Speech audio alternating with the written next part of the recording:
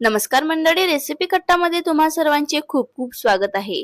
आज आपण वटपौर्णिमा स्पेशल थाली बनवणार आहोत। त्यामध्ये पुरणपोळी, आमरस, सार, भात, भजी, पापड हे सर्व बनवणार आहोत। तर हा व्हिडिओ शेवटपर्यंत बघा। चला तर मग रेसिपी बनवायला सुरुवात करूया। तर सर्वप्रथम गॅस पेटवून गॅसवर एक कुकर ठेवायचा आहे आणि त्यामध्ये पाणी घालायचं आहे। सुरुवातीला आपण पुरण शिजवून घेऊया। त्यासाठी कुकर मध्ये एक पातेलं ठेवलं आणि एक वाटी हरभऱ्याची डाळ घेऊन त्याला स्वच्छ धुवून घेतलं आणि या पातेल्यामध्ये घालायचं। तर डाळ शिजायसाठी आपल्याला यामध्ये पाणी घालायचं आहे। डाळ शिजेल इतपत पाणी घालायचं आहे। इथे 1.5 ग्लास मी पाणी घालत आहे। 4 शिट्ट्यांमध्ये आपल्याला पुरणाची डाळ शिजवून घ्यायची आहे। जेवढ्या जास्त शिट्ट्या होतील तेवढी आपली डाळ पूर्णपणे शिजून जाईल। बघा, छान अशी एकदम गरगरीत आपली डाळ शिजलेली आहे। आता आपण याला बाहेर काढून याचं पुरण बनवूया। त्यासाठी पुरणाची चाळणी घेतली, त्यामध्ये सर्व डाळ काढून घेतली आणि चम्मचच्या सहाय्याने अशा प्रकारे चाळणीतून सर्व डाळ आपल्याला काढून घ्यायची आहे। हवं तर आपण पुरण यंत्रामधून काढू शकतो, परंतु चाळणीमधून व्यवस्थित छान निघते। अशाच प्रकारे सर्व डाळ चम्मचच्या सहाय्याने काढून घ्यायची आहे।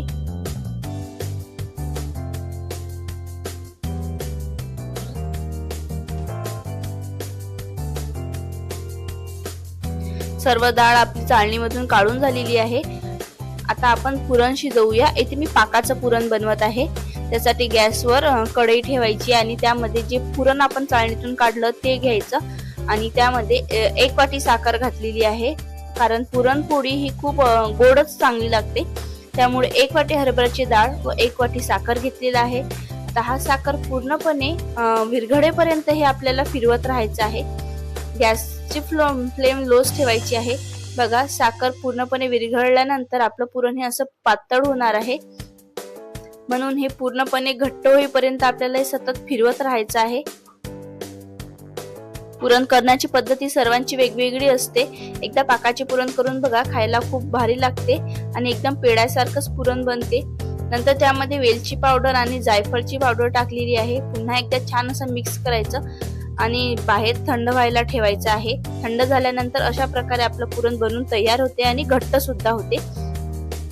पुरण गॅसवरून उतरून एक अर्धा तासासाठी थंड होऊ द्यायचं आहे। पूर्ण गार झाल्यावरच पुरणपोळी बनवायची आहे, त्यांनी छान असं घट्ट आपलं पुरण बनते। नंतर आपण पुरणपोळी बनवायला घेऊया। कणकेचा एक गोळा घेऊन त्यामध्ये पुरण भरायचं आहे अशा प्रकारे आणि छान अशी एक पोळी लाटून घ्यायची आहे पुरणाची। पुरणपोळी लाटताना हळूहळू लाटायची, जेणेकरून आपलं पुरण बाहेर निघणार नाही। येथे थोडं निघालंच तरी ठीक आहे, काही होत नाही। व्यवस्थित हलक्या हाताने पोळी लाटायची।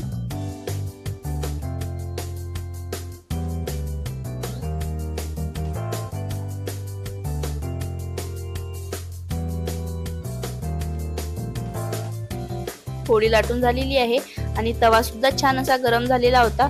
तव्यावर थोडं तूप टाकायचं आणि पोळी टाकून दोन्ही बाजूनी तूप लावायचं आणि व्यवस्थित पोळी भाजून घ्यायची आहे। तुपाचं थोडा प्रमाण जास्त वापरायचं, तुपामुळे पोळीची टेस्ट खूप छान लागते। आणि सर्व बाजूनी पोळी व्यवस्थित भाजून घ्यायची। आपली पुरणपोळी बनवून एकदम तयार झालेली आहे।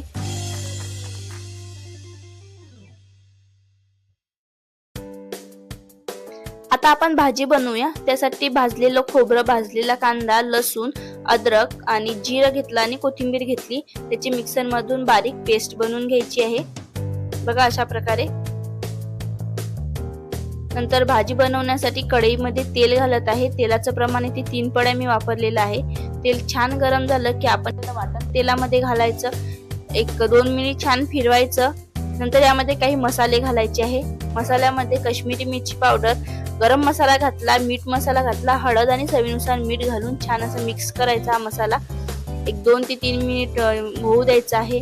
त्यामध्ये पाणी घालायचं आहे आणि तेल छान असं सेपरेट होईपर्यंत हा मसाला आपल्याला पुन्हा एकदा 5 मिनिटासाठी लो फ्लेमवर होऊ द्यायचा। बघा, मसाला सुद्धा व्यवस्थित झालेला आहे आणि तेल सुद्धा खूप सुटलेलं आहे। आता आपल्याला यामध्ये टाकायचं आहे जे आपण पुरणासाठी हरभऱ्याची डाळ शिजवली होती, त्याचं जे डाळीमधलं पाणी राहते आणि थोडी डाळ घ्यायची आणि ती यामध्ये घालायची। त्यालाच कटाची आमटी किंवा सारची भाजी असे म्हणतात। ही भाजी खायला खूप भारी लागते, बनवायला ही खूप सोपी आहे। म्हणून पुरणपोळी बनवताना ही भाजी नक्कीच बनवा। आता त्यामध्ये ते डाळ आणि पाणी घालून घ्यायचे, शक्यतो डाळ थोडीच वापरायची। डाळ जी शिजवतो त्या पाण्यापासूनच ही भाजी बनते, टाकायची आणि पुन्हा एकदा मिक्स करायचं। जेवढी पातळ हवी असेल तेवढं पाणी घालायचं आहे आणि एक उकळी येईपर्यंत ही भाजी आपल्याला शिजवून घ्यायची आहे। वरून भरपूर अशी कोथिंबीर घालायची आहे। बघा तरीदार अशी कटाची आमटी बनवून तयार झालेली आहे। आता आमरस बनवूया। आमरस साठी आंबे कट करून त्यातला गर काढलेला आहे आणि तो मिक्सर मध्ये घालायचा आहे। थोडी साखर घालायची आहे, दूध घालायचं आणि थोडंच पाणी घालून हा आमरस मिक्सरच्या भांड्यामधून फिरवून घ्यायचा आहे। बघा आमरस सुद्धा बनवून तयार झालेला आहे। आमरस खूपच बनवायला सोपा आहे। आमरस सोबतच इकडे भजी सुद्धा तळून घेत आहे। आता आपण भजे तळूया। भजेसाठी बेसन घेतलेला आहे, कांदा घेतला, कोथिंबीर, हिरवी मिरची, कढीपत्ता, ओवा घेतला आहे। छान असं बेसन भिजवून कडकडीत तेलामध्ये तळून घ्यायचे। छोटे छोटे आकाराचे भजे टाकायचे आणि त्याला तेलामध्ये छान सर्व बाजूने पलटी करत राहायचं आहे, जेणेकरून भजे सर्व बाजूने व्यवस्थित होतील। आता आपले भजे सुद्धा व्यवस्थित झालेले आहेत, ब्राऊन रंग येईपर्यंत तळून झालेले आहेत। आता याला काढून घ्यायचं।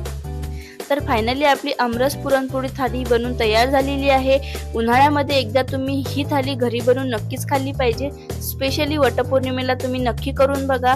ही रेसिपी आवडली असेल तर कमेंट मध्ये नक्की सांगा। व्हिडिओला लाईक करायला विसरू नका। चॅनलवर जर नवीन असाल तर सबस्क्राईब करायला विसरू नका। तोपर्यंत पुन्हा भेटूया अशाच एका साध्या सरळ आणि सोप्या रेसिपी सोबत। तोपर्यंत धन्यवाद।